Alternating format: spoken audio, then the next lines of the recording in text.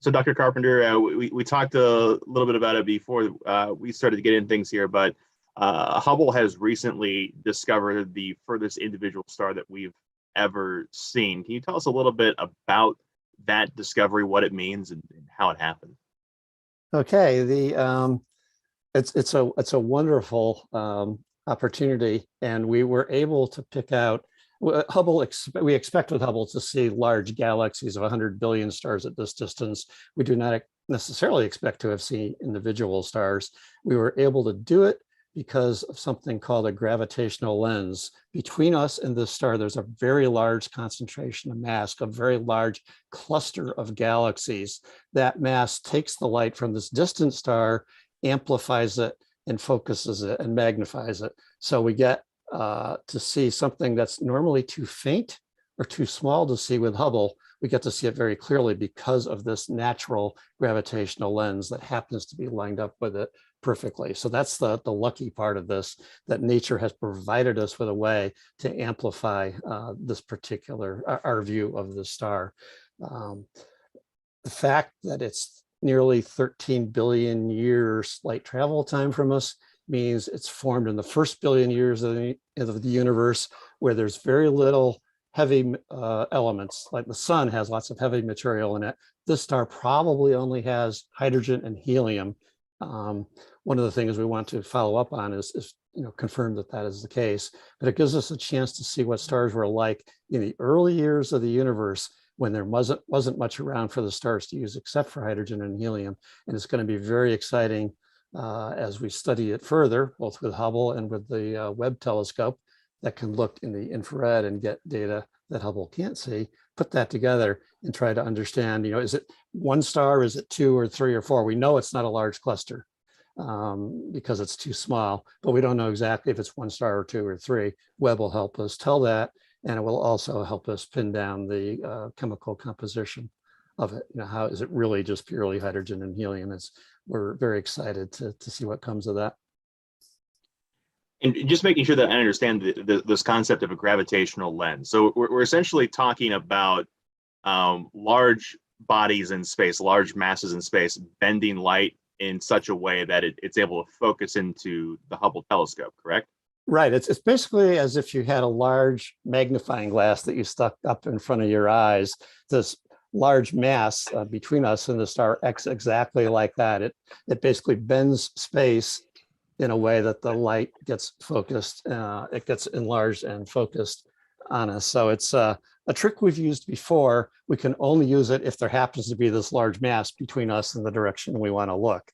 So Webb will have the advantage that it can look this far into the past in all directions on the sky. Hubble has to look in directions where we have these gravitational lenses to be able to see something this faint and this small. But we've used that technique a lot. We've just never been lucky enough to have a individual star line up precisely so that we could see it. So speaking of the luck involved, how unprecedented is this in terms of things you would expect to see from Hubble? Like if you have say a list up on a whiteboard of best wishes that you could get out of this project, how far up is this? Well, it's kind of fun to look at this. I think with Hubble, and we would expect the same with Webb, that in the end, only about 30% of the results of the discoveries we make were expected when we designed the telescope. Fully, I think half to 2/3 of our results were unexpected at the time we designed the telescope, because we didn't know. When you have a big, large facility like this, you see things that you had no concept of before. And this is another one we certainly didn't expect to see this with Hubble unaided. With gravitational lensing, we knew we could get back further, and we've been doing that for a number of years now. But you have to be really quite lucky to get a star at exactly the right alignment here. So we, might have hoped to do this, but I don't think we had any right to expect that we'd be able to do this with Hubble. And it's wonderful to work out, and it gives us a preview of what Webb will be able to do in a broader section of the sky. Awesome. And the star's nickname, I think it says Arundel. I'm not sure if I'm pronouncing that correctly, which means morning star in Old English. What is the end goal? Obviously looking back into the early stage of the universe, but what can we learn from these distant stars? Well, it's really trying to understand what the universe was like early on in, say, the first billion years or so. With Arendelle, we can get back to almost 13 billion years. We got another half a billion or so where we think there might be stars and galaxies lit up that we can see. So Webb will be looking at that. And Hubble sees these things every once in a while. We've seen further back in time with Hubble even, but only for larger objects than the star. But basically, we want to understand what stars and the galaxy was like early on in the evolution of the universe, especially knowing that there wasn't a lot of weren't a lot of heavy elements around. So we'll study that, see how stars are born, evolve, and die early on when they're just made of hydrogen and helium, and see how fast you start generating heavier elements as these early generation stars explode. There's a holy grail of sorts that astronomers call population 3 stars, and population 1 and population 2 are basically recent stars and older stars in our own local area of the universe. We've never seen a true population 3 star, which would be pure hydrogen and helium. We don't know if Arendelle is, but we're excited to think it might be, and we'll try to confirm that with Webb. So it's really trying to see the very first luminescent objects in the universe and stars and galaxies through this kind of observation and through follow-up observations. And eventually we hope that Webb will get to the very first stars and galaxies turning on, what we call first light, and then we'll follow them through the early years of the expansion of the universe and see how they evolve and change into the universe that we know today. Because what we see today is all based on what happened in that first billion years. Speaking of Hubble, it's been in space for quite some time. I think 32 years at this point. How's the telescope holding up? It's actually doing remarkably well. Given that it's been more than 3 decades over an original lifetime prediction of 15 years, we're more than double that already. We've got a suite of instruments that's more capable than we've ever been before, and it's every bit as productive. Every year we ask astronomers for proposals to use it. We're always oversubscribed by a very large factor. So there's been no decrease in interest. Even after the Webb launch, they're both being oversubscribed hugely in factor. So we're not servicing Hubble anymore because the shuttle stopped flying. So we have to worry about potential hardware failures. We've had a few. So far, we've been able to work around all of them operationally.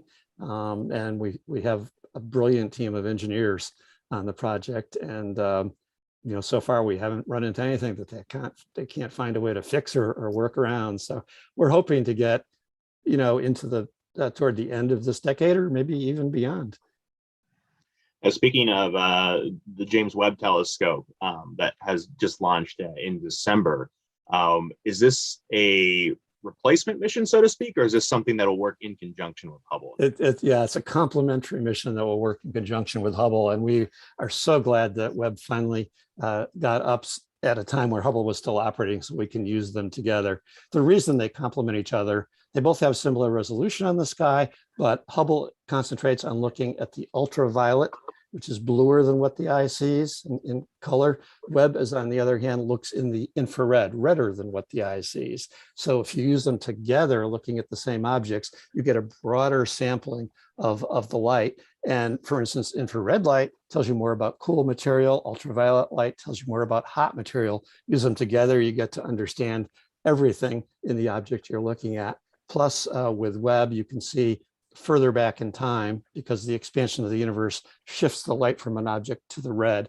So you'll be able to see objects that you can't see with Hubble. But together, you really need them going together if you really want all of the information possible on a given object. So we're looking forward to hopefully many years of cooperation between the two.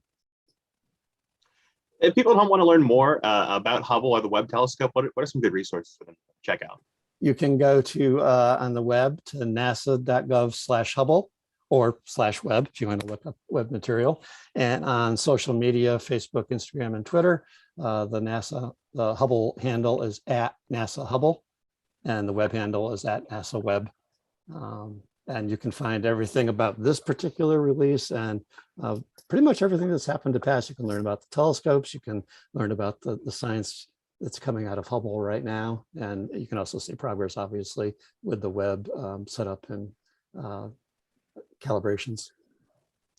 Awesome. Just finally here real quick, is there anything we haven't talked about with this discovery or the telescope missions in general that you'd like to leave us with?